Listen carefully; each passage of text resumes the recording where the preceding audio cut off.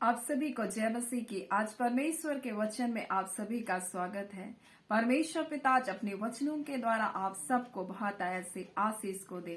पिता परमेश्वर आज अपने वचनों के द्वारा आपसे बोले और बातचीत करे। क्या आप जानते हैं आप कितने सामर्थी हैं? और आज मैं परमेश्वर के वचन से आपको बताना चाहती हूँ कि परमेश्वर ने जब आपको बनाया, परमेश्वर ने आपको सामर्थी रूप से बनाया।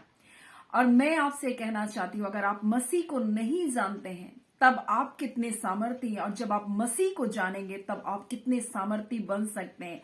आज मैं परमेश्वर के वचन से आपको इस बात को बताना चाहती हूँ। अगर आप मरकुस उसका 5वां अध्याय को पढ़ेंगे तो एक दुष्ट आत्मा ग्रस्त व्यक्ति को यीशु मसीह चंगा करता है, जिसमें अशुद्ध आत्मा रहती है। और उसमें इस प्रकार से लिखा, उसमें सेना समाई थी जिसकी संख्या 2000 के लगभग थी।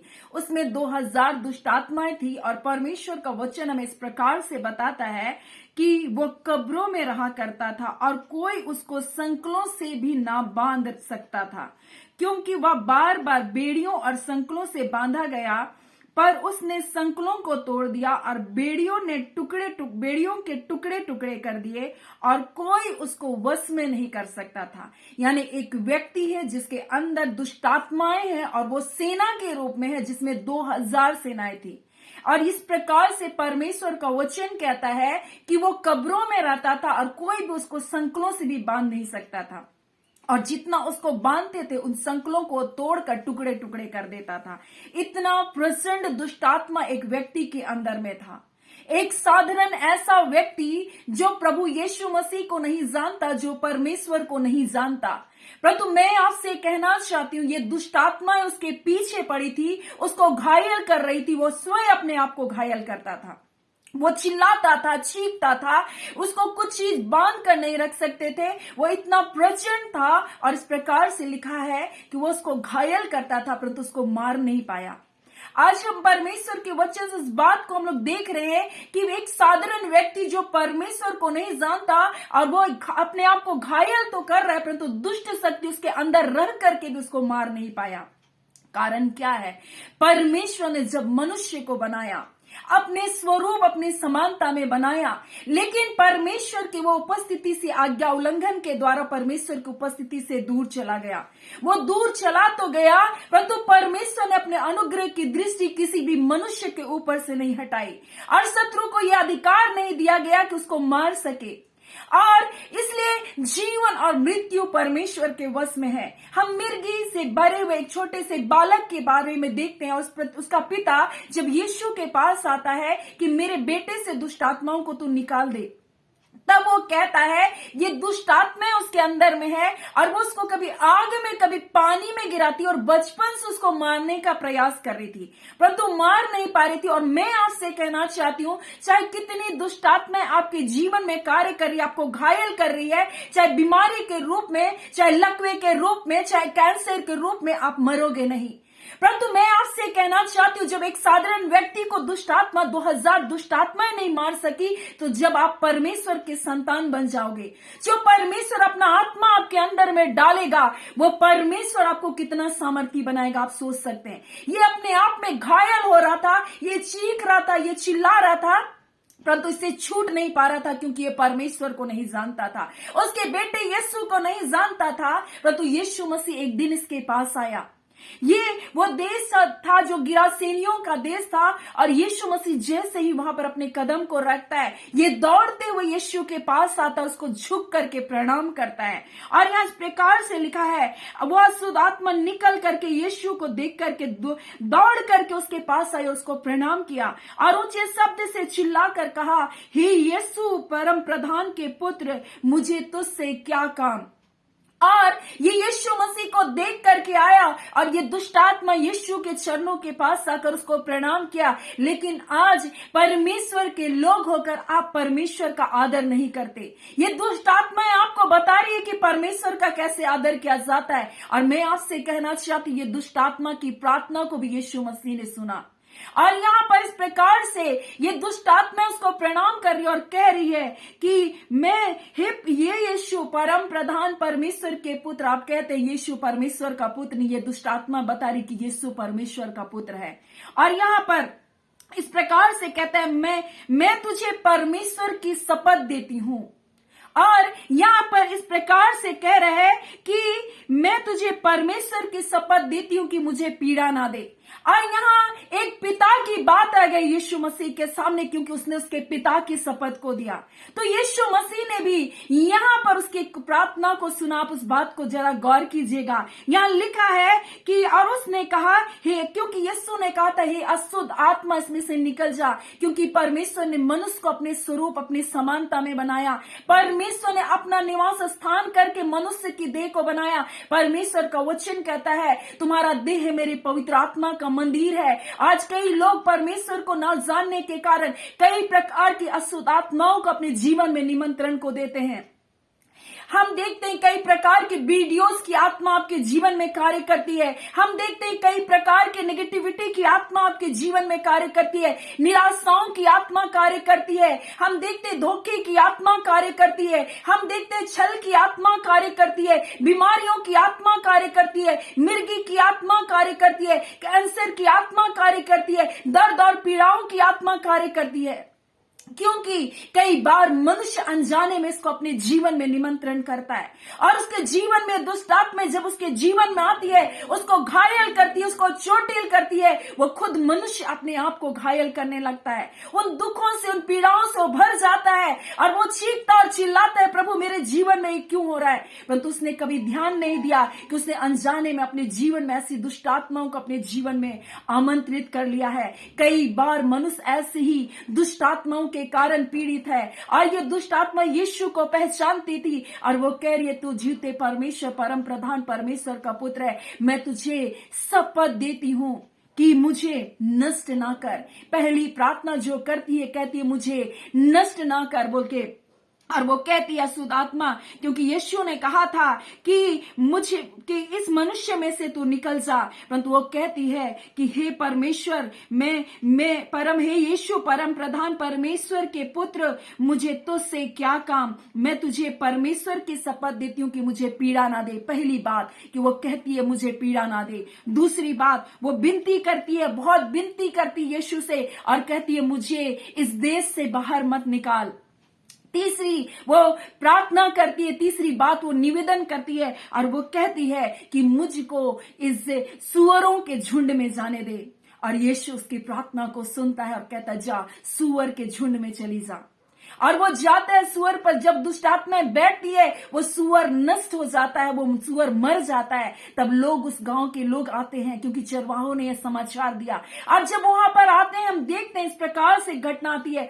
उनको ये नहीं दिखा कि एक व्यक्ति का जीवन बच गया, उसको ये दिखा कि मेरे क्या सुअरें नष्ट हो गई। और उन्होंने कहा, यीशु तू यहां से चला जा, यीशु तो यहां से चला जा। आज कई लोग यीशु के पास आते हैं और कहते हैं, प्रभु मुझे ये दे, मुझे वो दे, मुझे आशीष दे, मुझे छुटकारा दे, मुझे बीमारियों से चंगाई दे। लेकिन यीशु मुझे तू नहीं चाहिए, कहते हैं आज संसार में। प्रभु यीशु मसीह मुझे तू नहीं चाहिए, मुझको जमीन चाहिए, मुझको घर चाहिए, मुझे धन चाहिए, मुझे नौकरी चाहिए, मुझे विवाह हो जाए, मेरा अच्छा परिवार बस जाए, लेकिन मुझे यीशु मसीह तू नहीं चाहिए। आज बहुत सारे लोग ऐसे यीशु का अपमान करते हैं। ये दुष्ट आत्मा यीशु को प्रणाम कर रही है और कह रही है कि मुझको पीड़ा मत दे, मुझे इसी देश में रहने दे। एक विनती कर रही है, बहुत विनती कर रही है। और वो फिर तीसरा प्रार्थना करती है कि मुझे सुअरों के झुंड में जाने दे। यीशु मसीह ने उसकी बात को सुना। परंतु मैं आपसे कहना चाहती हूं, यीशु मसीह ने उसकी बात तो सुना, परंतु यीशु मसीह ने एक व्यक्ति को उस जगह छोड़ दिया जहां यीशु को जाने की अनुमति नहीं थी। यीशु मसीह ने एक ऐसे व्यक्ति को, जिसमें दुष्ट आत्माएं थी, जिसमें सेना थी, 2000 दुष्ट आत्माएं जिसमें थी करीब करीब, उसको क्या क्या निकाला, उस व्यक्ति को आजाद किया। और यीशु मसीह ने वहां उससे कहा, अब तू, तेरे साथ जो कुछ मैंने किया, तो सब बातों का तू गवाह बन जा। आज यीशु मसीह यही कहना चाहता है। पहले दुष्ट आत्मा उसके अंदर थी, अब दुष्ट आत्मा उस देश में थी, और वो व्यक्ति क्या था, उसके बीच में एक गवाह करके खड़ा था, और दुष्ट आत्मा उसका कुछ नहीं बिगाड़ पाई। मैं आपसे कहना चाहती हूँ, परमेश्वर के लोगों, एफेसी 3 उसका 20 में इस प्रकार से लिखा है, अब जो ऐसा सामर्थी है, जो हमारी विनती, हमारी समझ से कहीं अधिक काम कर सकता है, उस सामर्थ के अनुसार जो हम में कार्य करता है, यानी वो पवित्र आत्मा जो हम में कार्य करता है, हमारी विनती, हमारी प्रार्थनाओं से कहीं अधिक कार्य कर सकता है, परमेश्वर का वचन कहता है। और इस प्रकार से परमेश्वर का वचन हमसे कहता है, लूका 10 उसका 19 में जब हम लोग पढ़ते हैं तो इस प्रकार से लिखा हुआ है यहाँ पर कि हमें सामर्थ्य दिया गया है और लिखा है, मैंने तुम्हें सांपों का, सांप कैसा है? धूर्त है। सांप का स्वभाव है धूर्तता करना, बिच्छू का स्वभाव है डंक मारना। और ऐसे ही आज इस संसार में आपको सांप के जैसा लोग मिलेंगे, आपको बिच्छू के जैसा लोग मिलेंगे। और परमेश्वर का वचन कहता है, शत्रु की सारी सामर्थ, दुष्ट आत्माएं 2000 के करीब इस व्यक्ति के जीवन में थी, आज उसको चोटिल कर रही थी। आज हो सकता है आपके जीवन में कई प्रकार से शत्रु आपको घायल कर रहा है, परंतु मैं आपसे कहना चाहती हूं, जब आप परमेश्वर के लोग हो, आपको परमेश्वर ने सांपों और बिच्छुओं का और शत्रु की जितनी भी सामर्थ्य है, परमेश्वर का वचन कहता है, मैंने तुमको उनका अधिकारी बनाया है और किसी भी वस्तु से तुमको कुछ हानि नहीं होगी, क्योंकि यीशु मसीह का लहू आपके जीवन में ऐसा कार्य करेगा। चाहे शत्रु ने आपके जीवन में दुष्ट आत्माओं के खून के छींटे क्यों ना दिए हो, लेकिन उस खून के छींटे से आपका कुछ नहीं होगा, क्योंकि यीशु का लहू से ज्यादा पावरफुल है। यीशु का लहू दुष्ट आत्माओं की सारी ताकतों के ऊपर जय को पाता है। यीशु का नाम दुष्ट आत्माओं के ऊपर वो कार्य को करता है जो सारे बंधन को तोड़ता है। पवित्र आत्मा जो हमें दिया है, परमेश्वर का वचन कहता है, वो जो तुम में है, वो जो संसार मुझसे कहीं अधिक सामर्थी परमेश्वर है। इसलिए ये तो प्रभु को नहीं जानता था, ये तो परमेश्वर को नहीं जानता था, फिर भी 2000 दुष्ट आत्मा इसको मार नहीं सकी। आप प्रभु को जानते हैं, परमेश्वर का आत्मा आपके जीवन में है, आपको तो अधिकार दिया गया है कि आप उसको खदेड़ कर अपने घरों से, अपनी जिंदगी से निकाल सकते हैं। उसका कोई अधिकार नहीं है। और यीशु मसीह ने इस व्यक्ति को, जिसको दुष्ट आत्माओं से छुड़ाया, उससे कहा तू यहीं रहना।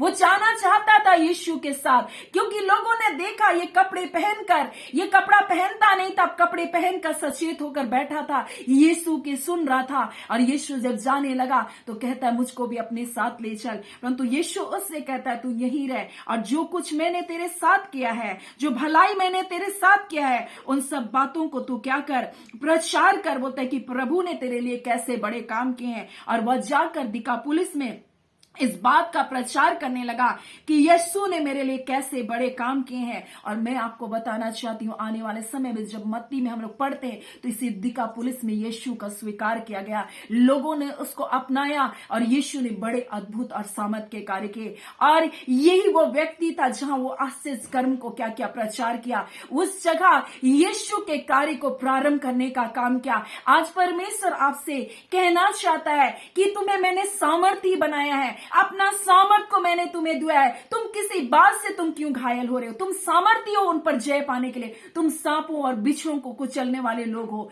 मैंने तुम्हें शत्रु की सारी सामर्थ पर तुमको जय को दिया। वो तुमको निराश नहीं कर सकती, वो तुमको तोड़ नहीं सकती। जीवन का कोई धोखा, कोई बेईमानी, कोई बीमारी, कोई दुष्ट आत्मा आपको नष्ट नहीं कर सकती है। आपके जीवन में हो सकता है तरह तरह से शत्रु ने कई बार आपके जीवन में अटैक किया होगा, कई बार मृत्यु को लाया होगा, कई बार अकेलेपन को लाया होगा, कई बार धोखे को लाया होगा, कई बार कर्ज को लाया होगा, कई बार बीमारियों को लेकर आया। परंतु मैं आपसे कहना चाहती हूं, आप परमेश्वर के लोग हो, आपके अंदर परमेश्वर ने अपनी सामर्थ को दिया है, उस सामर्थ को आप पहचाने।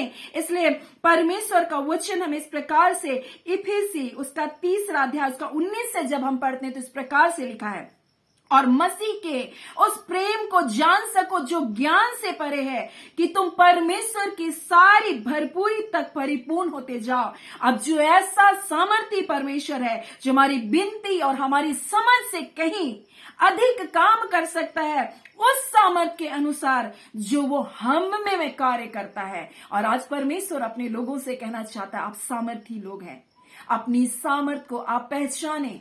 उन बीमारी आपको मार नहीं सकती। जब एक साधारण व्यक्ति जो परमेश्वर को नहीं जानता था, उसको दुष्ट आत्मा घायल कर रही थी, चोटिल कर रही थी, मार नहीं सक रही थी। एक बच्चे को जिसको मिर्गी की दुष्ट आत्मा थी, आग और पानी में गिरा रही थी, लेकिन मार नहीं सक रही थी। आप नष्ट नहीं होंगे, ये कैंसर आपको नष्ट नहीं करेगा, ये आपके बिछौने में पड़े रहना आपको नष्ट नहीं करेगा। आपका कुछ भी बुरा नहीं होगा। आप अपनी सामर्थ को पहचाने, आप वचन को अपने जीवन के लिए क्लेम करें। आप वो सामर्थी लोग हैं जिसके अंदर परमेश्वर ने अपने वचन को डाला है। परमेश्वर का वचन आपके अंदर है, वो आग के समान है। परमेश्वर ने अपनी आग, अपनी पवित्र आत्मा की आग को आपके जीवन में डाला है, जो शत्रु के सारे कार्य को जलाकर भस्म कर देगा। उसका वचन कहता है तुम्हें विनाशक चीज भी तुमको पिला दिया जाएगा, तुम्हारी कुछ हानि नहीं होगी। परमेश्वर का वचन कहता है तुम्हें किसी भी वस्तु से तुम्हारी कोई भी हानि नहीं होगी, किसी भी वस्तु से आपकी कोई भी हानि नहीं होगी।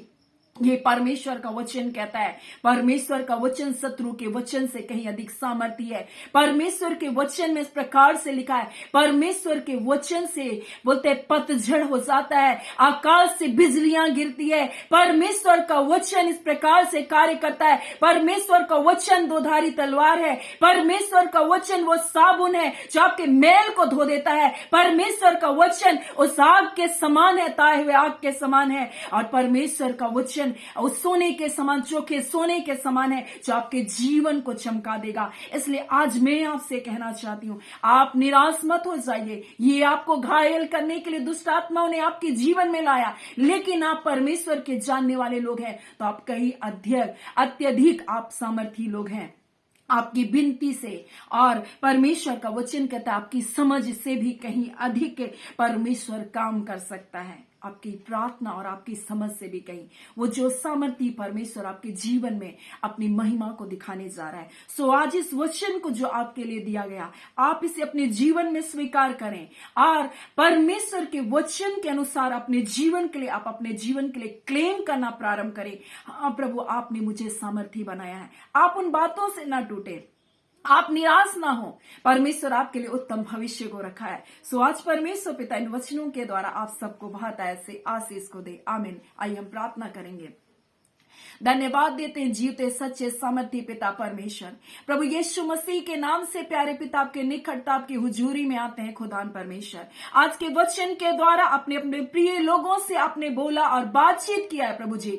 हाँ पिता परमेश्वर, और इस घड़ी हम प्रार्थना करते हैं, आपने जो अधिकार हमें दिया है प्रभु, उस अधिकार के तहत खुदावन हम यीशु के नाम से प्रभु दुष्टात्माओं के सारे बंधन को, हम सारी बीमारियों के बंधन को, हम सारे कैंसर को जिलाते हैं यीशु के नाम से। हम उस लकवे के रोगी को यीशु के नाम से खड़े होने का आदेश को देते हैं। हम आदेश करते हैं बीमारियों के बंधन टूटे, अंधकार के बंधन टूटे, वो गरीबी के बंधन टूटे, ओ निराशा के बंधन से आजाद किया जाए यीशु के नाम से। शत्रु ने जितने भी ब्लैक मैजिक किए प्रभु जी, जितने भी जादू टोना किया है प्रभु, हम उसको तोड़ते हैं यीशु के नाम से। हम पवित्र आत्मा की आग में जलाते हैं, पवित्र आत्मा की आग को भेजते हैं इसी घड़ी। हर दुष्ट के कार्य जले इनके जीवन से खुदावन परमेश्वर।